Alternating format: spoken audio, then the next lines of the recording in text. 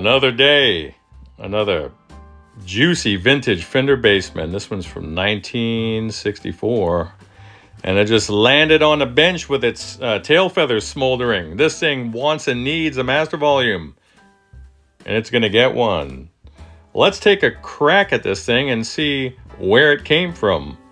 Let's see what it needs. We'll just do a light assessment. I already know it's in pretty good shape. So, if this stuff interests you, and why wouldn't it? Don't forget to like, subscribe, share, tell your mom and them about it. Hope this finds you and yours well. Bye-bye. Aldo, this is your old blackface Fender Bassman amp. And I'm adjusting my chair, so pardon the noise. I got a few minutes to dig in before I need to leave. And boy, this just looks mint.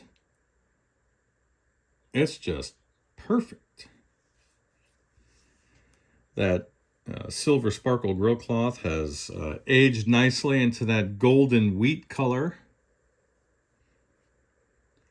There's just the right amount of wear and marks on the faceplate.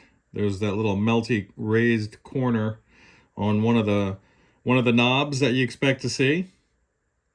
It's nice that none of this has been dented in. It didn't take a spill and land on a populated jack. It feels like it's been serviced recently. These are nice and slick and pretty consistent, except for this guy.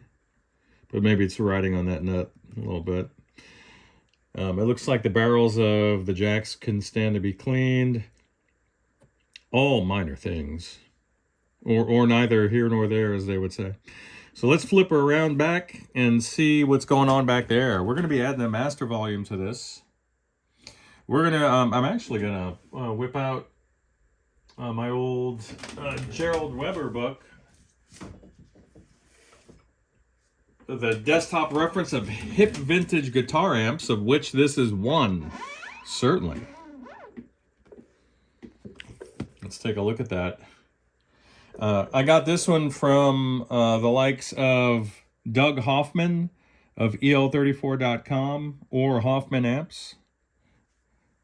And it's been signed by Gerald Weber himself. So there's some cool lineage here on this book. I got this back when I was still in Louisiana, which is kind of cool. And this book contains some of the most rare and sought-after schematics around, and some of these things are not even online. But what's super cool about this is that the train wreck pages exist as an insert by the famous Ken Fisher. And this contains a lot of Ken's knowledge about gain stages, just some amplifier lingo. But the coolest part of it is, of all that, is that he has detailed several different types of master volumes. Super cool. So I'll be using a Type 2 on this particular one, where we used a Type 3 on one of your other amps. And this will give it a different characteristic type of a sound, an overdrive sound that's specific to this particular type, as they all have their own characteristic sounds. Some people love them, some people hate them, but there's one for everybody. And this one is probably the most transparent of all. And it performs the best at lower volume, but it doesn't give the harder metallic crunch that the crossline type does. So they're all unique and iconic in that way, because we've all heard dozens of iconic guitar tones that had that sound of the cross line. The one here, this Type 2, is going to be much more labor intensive to implement. It's going to reside back here in the extension speaker jack, and that's about it. I do want to do some fun things with this deep switch though, but that's for another time, another place. Let's get this guy opened up. I thought I was losing my mind for a moment. This rear panel is a repro, or it was recovered and they didn't drill the holes for mounting to the cleats. So I'm going to assume that there's Velcro or something. So I'm going to place my finger as far into the cleat as possible and then gently pry up, because I don't want to snap this thing. Okay, and look, you can obviously see that the original holes for the cleats are there. Maybe that's something that we'll look into doing later on. There's a 3-prong or grounded power cord present.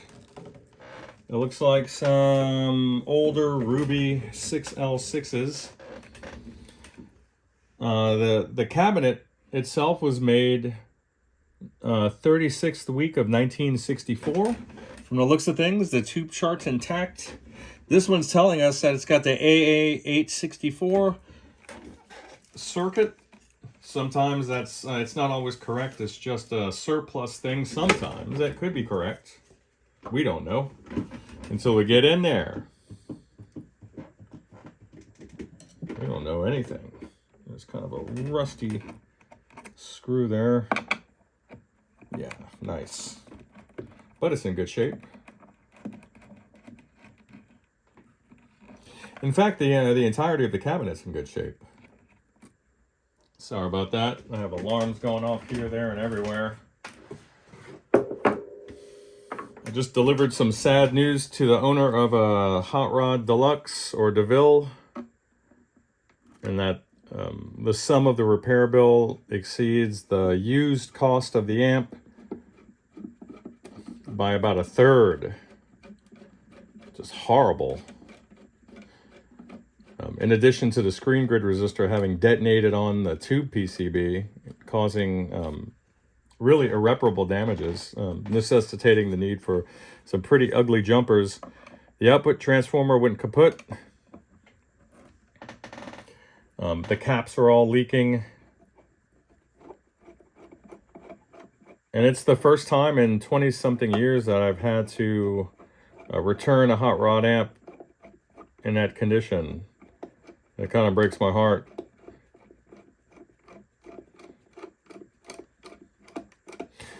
So for the cost of the service, and in fact less than that, he can enjoy one himself from the used market, and just use the other guy as maybe a little bit of a parts cadaver,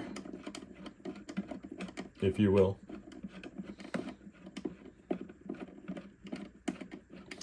So I'm going to have to stop shooting momentarily, but I will get this chassis out first, and we will have a look about the place. Although I think you were saying that it's a bit of a Frankenstein with respect to the iron, so we'll take a peek. And now the chassis is lowering onto the cleats, which are in pretty good shape. The one here on the left-hand side has a characteristic split about down the middle. I will do a repair on that while it's in my custody. And we will take it from there.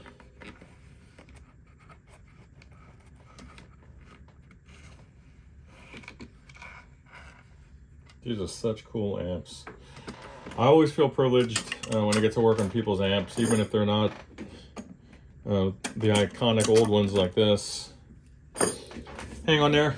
Let me switch angles. All right, so she's had a well-lived life. I'll say that. We got a 1963 choke there. We've got a 1964 power transformer. And the output transformer says, what does that say? I can't even see. Get you guys in there. Looks like 1963. The chassis has a stamp of 1964, 46th week. So super cool. It looks like a Fender Tech was in here. Possibly. And I don't know. Let's open up this doghouse cover. I can tell you that I did sneak a peek into the chassis, and you have all original electrolytics, so that's something we'll have to discuss unless you just want to roll the dice. But I would not roll the dice on the one that's sitting in the bias supply. Right? You see what I see. these guys are about to erupt. And these are from the 90s. These two Sprague Adams are J-hooked over there into the board. And if for those of us who, and I'm one of them, and these are dated 1964. That's so cool. They're actually stamped. For those of us that are sticklers on having a solid mechanical bond before solder's applied, and I'm one of those guys, we do have to be realistic sometimes and relinquish some of that control to those that had come before us and say it worked for them for 60 years. The ones over here on the anode end are always just stabbed in there, and I might have seen one broken off, two broken off in 26 years of doing this plus. And then on the opposite side, if you think about chassis solder joint, it's just laying in a puddle. Rarely break.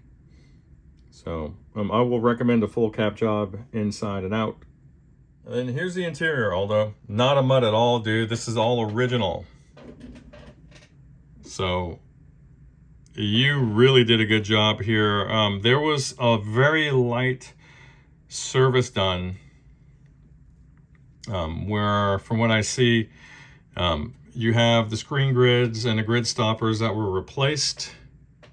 Guy used some pretty nice parts. I'm unfamiliar with the composition of these guys. That does look like a 2-watt, 3-watt resistor, which would suffice. And then he put a film type cap over here for the phase inverter input, which I prefer personally ceramic. But who cares? This is a very nice construction cap, so I would roll with that. These should go, as well as this guy certainly should go, 100%. So I will give you a jingle and get your thoughts. And then this will be the location for your master volume. And we will just take it from there. This is a beautiful amp. This is an absolutely beautiful amp. Look at the quality and condition of the wiring here. You can see a stark difference between the red and yellow wiring, or orange and yellow, as well as the brown and white here. The blue is nice and crisp. Same thing with the 18 gauge heater runs here, of vivid green. Beautiful. Well, maybe if this transformer was replaced, and it looks like it was tampered with at the very least, the dude sourced the correct part. This is a Schumacher from 64. It says 64 stamp wise here, unless the guy who stamped the interior slapped one up here as well. And it looks like it's the same. It is. Kind of looks like the same. It's the same font and it's the same initials. So the guy who slapped this one down also slapped one on top of this. But we all saw the date code on the bottom. It's the correct year. And it looks like I'm seeing some heat shrink here as my eyes acclimate. There's nothing wrong with that, dude, at all. I would quickly get these crimped chassis connections off of there, and this guy here, this solder lug, and I would move all these right onto the chassis. You can see it was there, and then you can see the one here on the bias end is still intact. So, and then for your filter caps there. And it looks like these guys right here are looking nice. Sometimes these will crack. And the ones underneath the jack here, where it's hard to see, sometimes they will crack. And it looks like a little bit of cleaning fluid was shot right into the jack, and it just kind of puddled up right there. And you can see some light evidence that the pots were resprayed.